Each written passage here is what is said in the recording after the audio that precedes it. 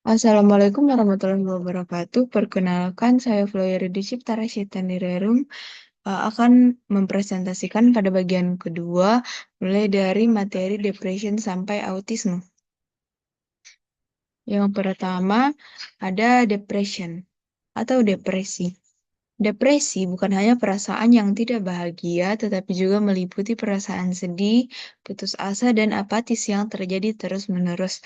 Jadi perlu digaris bawahi secara terus-menerus, disertai dengan gangguan tidur, kelelahan, dan perubahan nafsu makan. Gejala dan bagaimana orang terkena depresi sangat beragam, mulai dari gejala ringan sampai gejala berat. Kemudian di sini ada gejala fisik dan gejala psikis. Gejala fisik beberapa sudah disebutkan tadi, seperti gangguan tidur, insomnia, atau hipersomnia, menurunnya tingkat aktivitas, gangguan pola makan, kelelahan, serta sulit berkonsentrasi. Kemudian ada gejala psikis, seperti rasa sedih, cemas, hampa secara terus-menerus, rasa putus asa dan pesimis, merasa tidak berharga dan selalu menyalahkan dirinya sendiri, mudah tersinggung atau sensitif, selalu berpikir untuk mati atau bunuh diri. Nah, ini ada penyebab internal dan eksternalnya. Mungkin dapat teman-teman baca sendiri. Penyebab internalnya seperti pengalaman masa kecil, eksternalnya seperti stres, alkohol dan obat-obatan, kesepian, dan lain sebagainya. Yang kedua, ada bipolar disorder. Jadi, bipolar disorder atau gangguan bipolar adalah kondisi yang ditandai oleh perubahan kegembiraan yang berlebihan dan depresi secara bergantian. Jadi, kegembiraannya dan depresinya terjadi secara bergantian. Seperti dia gembira untuk beberapa saat sangat gembira, kayak meledak-meledak gembiranya. Nah, terus depresinya yang kayak langsung menarik diri begitu, menjauh dari orang-orang dan lain sebagainya. Jadi dia peralihan secara tiba-tiba dari perasaan ekstrim ke perasaan ekstrim lainnya. Perubahan perasaan sangat bervariasi, ada yang normal, namun polanya tidak selalu sama. Beberapa orang mungkin mengalami siklus dari rendah ke tinggi. Nah, beberapa gejala bipolar diantaranya ada gejala manik, hipomanik, suasana hati yang seimbang, eutimia, depresi ringan, dan depresi. Fase bipolar. Orang sering mengalami fase manik dan hipomanik dengan perasaan gembira. Kemudian tahap tenang dan seimbang diikuti episode perasaan tertekan ringan atau sangat tertekan. Nah, untuk mengobati gangguan bipolar dan mengurangi keparahannya, yang dilakukan yaitu memberikan obat-obatan penstabil suasana hati, pengenalan pemicu dan tanda-tanda peringatan, perawatan psikologi seperti teori terapi perilaku kognitif dan saran gaya hidup. Semua hal ini dilakukan dan apabila efektif, episode akan membaik dalam beberapa bulan.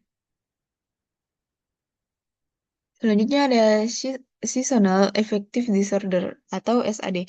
Jadi SAD ini dia depresi yang datang dan pergi sesuai musim. Jadi dia sesuai musim, ada yang depresinya kambuh pada musim dingin, ada yang pada musim panas.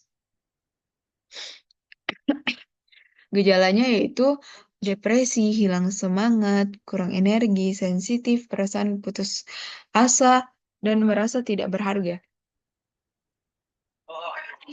Kemudian ada anxiety disorder atau gangguan kecemasan. Gangguan kecemasan adalah gangguan mental yang ditandai dengan perasaan takut dan cemas berlebihan, termasuk serangan panik dan penilaian bahaya yang tidak akurat. Faktor penyebabnya ada genetik atau stres lingkungan. Gangguan yang banyak dikenal yaitu gangguan kecemasan umum atau GAD, gangguan kecemasan sosial, gangguan panik, dan gangguan kecemasan pasca trauma. Gejala fisik. Jadi gejala fisiknya ini disebabkan oleh kadar hormon stres yang berlebihan. seperti gemetar, masalah tidur, tangan atau kaki dingin, berkeringat, mati rasa atau kesemutan, sesak napas, jantung berdebar-debar, mual, serta pusing. Hmm. Selanjutnya yaitu fobia. Fobia adalah ketakutan yang sangat besar dan melemahkan terhadap tempat, situasi, atau perasaan atau hewan. Jadi fobia ini memicu reaksi intens yang melibatkan rasa bahaya yang tidak realistis dan intens. Gejalanya itu seperti pusing, mual atau muntah, berkeringat, jantung berdebar, sesak napas, dan gemetar. Nah, fobia dibagi menjadi dua jenis, yaitu fobia sederhana dan fobia kompleks. Jadi fobia sederhana ini terjadi pada masa kanak-kanak dan cenderung berkurang seiring berjalannya waktu. Sedangkan fobia kompleks meliputi fobia sosial atau gangguan kecemasan sosial, rasa takut terhadap situasi sosial. Yang ketiga ada obsessive compulsive disorder atau OCD. OCD ini penderitanya mengalami kecemasan terhadap sesuatu dan untuk meredakan kecemasan tersebut harus melakukan suatu tindakan secara berulang-ulang. Mungkin teman-teman pernah melihat orang yang uh, mengalami OCD itu mereka jadi kayak perfeksionis yang berlebihan, sangat berlebihan. Nah, OCD ini dapat diidap oleh semua usia, namun biasanya berkembang pada masa dewasa awal. Nah, bagaimana cara mengurangi OCD ini? Pengurangan gejalanya dengan melakukan terapi perilaku kognitif atau CBT. Intrusi merupakan bagian obsesif dari OCD yang menyebabkan ketakutan, pikiran, gambaran, atau dorongan yang tidak diinginkan dan tidak menyenangkan. Faktor penyebab OCD sendiri, seperempat penderita OCD, penyebabnya itu adalah faktor genetik. Selanjutnya ada sindrom Tourette. Uh, jadi sindrom ini adalah gangguan neurologis yang menyebabkan penderita mengeluarkan suara dan gerakan yang tak sadar yang disebut dengan tik. Tics dapat menyebabkan rasa nyeri akibat otot yang tegang dan seringkali meningkat saat seseorang stres dan cemas atau lelah. Gejala dapat membaik dan berubah seiring berjalannya waktu. Kemudian ada tik vokal. Ini tik vokal seperti mengeluarkan suara yang tidak disadari. Namun yang banyak dikenal orang itu eh, apa tik vokal yang mengumpat. Padahal hanya 1 dari 10 orang yang mengalami sindrom ini yang mengeluarkan umpatan saat saat kambuh. Biasanya sindrom ini terjadi pada usia kanak-kanak sebelum usia 15 tahun. Penderita Tourette juga terkadang mengalami OCD atau kesulitan belajar. Kemudian ada Somatic Symptoms Disorder atau SSD. Ini tidak ditandai dengan diagnosis, namun penderita benar-benar percaya bahwa mereka sedang sakit berkaitan dengan depresi dan kecemasan. Mereka juga merasakan penderitaan fisik atau somatik. Penderita biasanya fokus pada satu dan beberapa gejala, sehingga setelah didiagnosis akan membuat masalah pada aktivitas penderita. Jadi penderitanya ini seperti stuck pada gejala-gejala yang ia rasakan, sehingga mengganggu aktivitasnya tadi. Nah, apa sih gejala SSD? Gejala SSD ada nyeri, kelemahan, kelelahan, serta sesak napas. Selanjutnya ada Munchausen syndrome. Jadi sindrom ini disebabkan oleh tekanan emosional yang parah. Penderitanya biasa membuat gejala-gejala palsu dan berpura-pura sebagai penderita penyakit mental sehingga tergolongkan dalam gangguan buatan. Masalah psikologis yang langka di mana penderitanya biasanya pernah mengalami peristiwa traumatis di awal kehidupan. Jadi mungkin pada awal kehidupannya ya penderitanya ini merasa atau mengalami uh, traumatis. Jadi biasanya mereka akan melebih-lebihkan gejala-gejala yang mereka rasakan. Selanjutnya ada skizofrenia. Skizofrenia adalah jenis psikosis, berarti penderitanya tidak dapat membedakan halusinasi dan kenyataan. Gangguan ini dapat berupa delusi dan halusinasi visual atau pendengaran. Pengidap gangguan ini dipastikan dengan cara melihat adanya gejala yang berlangsung lebih dari 30 hari. Penderita skizofrenia menunjukkan perbedaan struktural otak di area tertentu seperti lobus frontal dan temporal, yang di mana area ini mengandung lebih sedikit materi abu-abu dibandingkan dengan otak normal, dan ini berdampak pada pengaturan emosi, kontrol motorik, dan persepsi sensorik. Kemudian gejala skizofrenia yang pertama, gejalanya berdasarkan jenis. Yang pertama, skizofrenia paranoid. Gejalanya itu curiga terhadap orang lain dan percaya bahwa mereka sedang ditipu. Yang kemudian ada skizofrenia katatonik. Nah, gejalanya itu penderitanya menarik diri secara emosional sehingga tampak lumpuh. Yang ketiga ada skizofrenia tidak teratur. Penderitanya itu merespon dengan datar atau tidak tepat dalam menyelesaikan tugas sehari-hari. Nah, apa sih penyebab skizofrenia? Ada beberapa penyebabnya yaitu genetika, kimia otak, kelainan struktural otak, dan lingkungan. Selanjutnya ada addiction atau adiktif. Belakangan sudah banyak teman-teman yang presentasi tentang adiktif ini dan sudah banyak disinggung oleh dosen-dosen sebelumnya. Jadi, adiktif atau kecanduan berawal dari disfungsi pada otak. Penderita akan terus-menerus merasakan kesenangan sehingga cenderung mengulangi tindakannya. Orang normal biasa mengeluarkan neurotransmitter saat memainkan musik, berbelanja, dan lain-lain. Pokoknya saat melakukan hal-hal yang disenangi.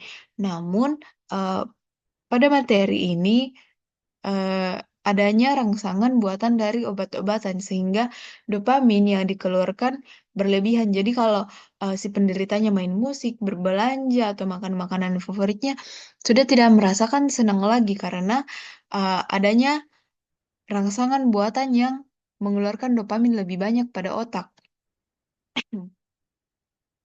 Selanjutnya ada personality disorder. Personality disorder ini, individunya akan terus-menerus menunjukkan perilaku yang tidak pantas, tidak fleksibel, memiliki masalah dengan orang lain, memiliki gangguan kepribadian, atau personality disorder. Gejalanya yaitu perilaku menyimpang yang mencolok. Jadi, dia itu perilakunya menyimpang dari norma-norma dan mencolok. Penderita gangguan ini memiliki amigdala yang berbeda dengan orang lain. Nah, jenis personality disorder ini umumnya dibedakan menjadi 3. Yang pertama ada mencurigakan, ciri-cirinya itu antisosial, mudah frustasi, dan sulit mengendalikan amarah. Yang kedua ada emosional dan impulsif. Jadi cara-cara berpikir yang terganggu dan dalam hal mengendalikan emosi. Jadi penderitanya itu terganggu dalam cara berpikir dan mengendalikan emosi. Yang ketiga ada cemas. Jadi penderitanya itu melakukan penghindaran dan kecemasan sosial yang parah. Selanjutnya ada eating disorder. Jadi, eating disorder adalah masalah kesehatan mental emosional yang mencakup hubungan ekstrim dengan makanan. Biasanya ini terjadi pada wanita yang obses pada bentuk badan. Faktor yang mendasari yaitu memiliki anggota keluarga dengan riwayat gangguan makan, depresi, ataupun karena penggunaan zat. Tekanan dan kritik sosial juga dapat berpengaruh. Nah, jadi teman-teman mungkin pernah merasakan kalau, lagi banyak pikiran, terus, malas makan atau bahkan makan berlebihan. Jadi itu salah satu eating disorder. Beberapa gangguan makan yaitu yang pertama ada anoreksia nervosa. Nah, biasanya ini terjadi pada wanita yang ingin mempertahankan berat badannya rendah dan berolahraga secara berlebihan. Yang kedua ada bulimia nervosa. Jadi, eee, bulimia nervosa ini makan secara berlebihan sehingga memuntahkan makanan dan biasanya dipandang buruk oleh orang lain karena kan makannya berlebihan. Kemudian ada binge eating disorder atau makan berlebihan secara teratur. Jadi, makannya itu tidak sampai kayak bulimia nervosa, tapi dia makannya berlebihan dan secara teratur. Selanjutnya ada learning disability and difficulties. Jadi, disabilitas belajar adalah gangguan kognitif dan tercermin dalam kecerdasan umum dan IQ seseorang. Disabilitas belajar meliputi tingkat rendah hingga parah. Penyebab spesifiknya karena mutasi genetik seperti Down syndrome atau cedera kepala janin, penyakit ibu, kurangnya oksigen yang masuk ke otak, atau cedera otak masa kanak-kanak. Nah, ada beberapa jenis gangguan dan kesulitan belajar yang umum diketahui. Yang pertama ada disleksia, yaitu kesulitan belajar membaca atau menulis. Yang kedua ada diskalkulia, yaitu kesulitan dalam mengolah angka dan mempelajari konsep aritmatika. Yang ketiga ada amusia, yaitu ketidakmampuan mengenali nada dan memprediksinya. Yang keempat ada dispraksia, atau kesulitan melakukan gerakan terampil dengan akurat. Selanjutnya ada specific language impairment, jadi keterlambatan dalam memperoleh keterampilan bahasa, padahal tidak terdapat masalah perkembangan. Jadi ini yang terakhir, dia lambat dalam memperoleh bahasa, padahal tidak ada masalah dalam perkembangannya. Perkembangannya normal, tapi lambat dalam keterampilan bahasa tersebut. Dan kemudian ada attention deficit hyperactive disorder atau yang dikenal dengan ADHD. Jadi ciri-cirinya itu hyperaktif dan impulsif. Jadi itu gejala utamanya. Biasanya ini muncul pada masa kanak-kanak dan meningkat mulai usia 6 sampai 12 tahun, kemudian berlanjut hingga dewasa. Beberapa peneliti menyebut bahwa penyebabnya itu faktor genetik dikaitkan dengan gangguan janin yang disebabkan oleh ibu yang merokok atau minum alkohol saat hamil. Em, Peneliti mengungkapkan adanya perbedaan biologis antara orang yang normal dan ADHD. Apa sih perbedaannya? Jadi uh, strukturalnya ada yang lebih ukurannya lebih kecil dan aliran darah yang lebih rendah pada penderita ADHD tersebut. Berikut beberapa gejala ADHD. Yang pertama ada hyperactivity. Jadi dia itu sulit diam, gelisah secara terus-menerus, berbicara lebih keras dibandingkan orang lain, dan merasa sedikit tidak ada rasa bahaya. Kemudian ada inattentiveness, yaitu kesulitan berkonsentrasi, kecanggungan, mudah teralihkan, mudah terdistract, begitu keterampilan berorganisasi yang buruk dan kelupaan. Kemudian ada impulsivity. Ciri-cirinya itu sering menyela, ketidakmampuan untuk bergiliran, berbicara berlebihan, dan bertindak tanpa berpikir. Nah, selanjutnya ada Autism Spectrum Disorder atau ASD. Jadi gangguan ini uh, menggambarkan sekelompok masalah perkembangannya, semuanya ditandai dengan kesulitan berkomunikasi dan perilaku. Gejalanya yang pertama ada social communication. Jadi ada masalah dalam komunikasi sosial verbal dan non-verbal. Yang kedua ada repetitive behavior. Jadi selalu melakukan aktivitas secara berulang. Selanjutnya ada focus interest. Jadi fokus intens terhadap minat atau obses tertentu. Yang terakhir ada sensory sensitivity. Biasanya mengalami kesulitan pada penciuman, penglihatan, pendengaran, sentuhan, keseimbangan, gerakan mata, dan kesadaran tubuh. Nah, anak-anak yang mengalami ASD cenderung mengalami masalah berbahasa dan beberapa mulai berbicara di usia yang relatif lanjut, jadi ada keterlambatan. Pada orang dewasa yang menderita ASD mengalami kesulitan dengan keterampilan praktis dan sosial, seperti memahami syarat sosial, seperti terlalu belak-belakan, tidak bisa berbohong, dan terlalu fokus pada suatu aspek kehidupan seperti kebersihan. Nah, penderitanya ini yang memiliki disabilitas menunjukkan bakat yang tinggi pada bidang lain. Mungkin dia bakatnya lebih tinggi di fotografis atau numerik. Tetapi apabila disabilitasnya begitu parah, tidak dapat berbicara dengan bermakna, terlibat dalam menyakiti diri sendiri dan membutuhkan perawatan sehari-hari. Eh, Sekian presentasi dari saya. Saya ucapkan terima kasih untuk waktunya. Assalamualaikum warahmatullahi wabarakatuh.